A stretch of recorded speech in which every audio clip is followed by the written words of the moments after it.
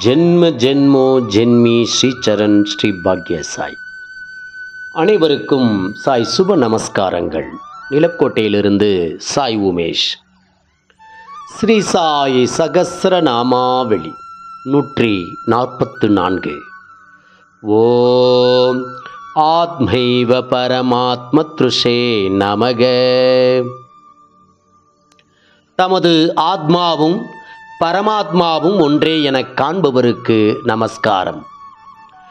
எங்கும் வியாபித்திருக்கும் பரமாத்மாவே தம்முள் ஆத்மாவாக உள்ளது என்ற ஆத்மானுபவத்தை தமது குருவின் திருவருளால் பெற்றுவிட்டார் பாபா. அவருடன் நெருங்கி பழகிய ஜிஜி நார்கே என்ற பேராசிரியரின் அனுபவங்களிலிருந்து சில பகுதிகளை பார்ப்போம்.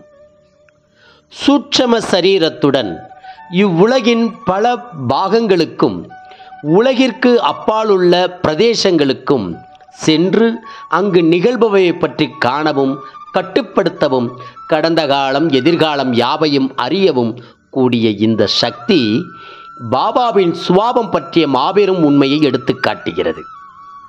சில சந்தர்ப்பங்களில் அவரிடமிருந்து வெளிவந்த பேச்சுகளும் இதை துல்லியமாக விளக்கியது.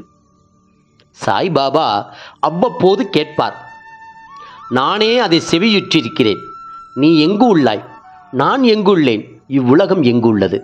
சில சமயங்களில் பாபா தனது உடலை சுட்டிக்காட்டியோ அல்லது அதை தொட்டுக்காட்டியோ இது என் வீடு, நான் இங்கே இல்லை, எனது குருதேவர் என்னை வெளியே அழைத்து சென்று விட்டார் என்றெல்லாம் மொழிந்துள்ளார்.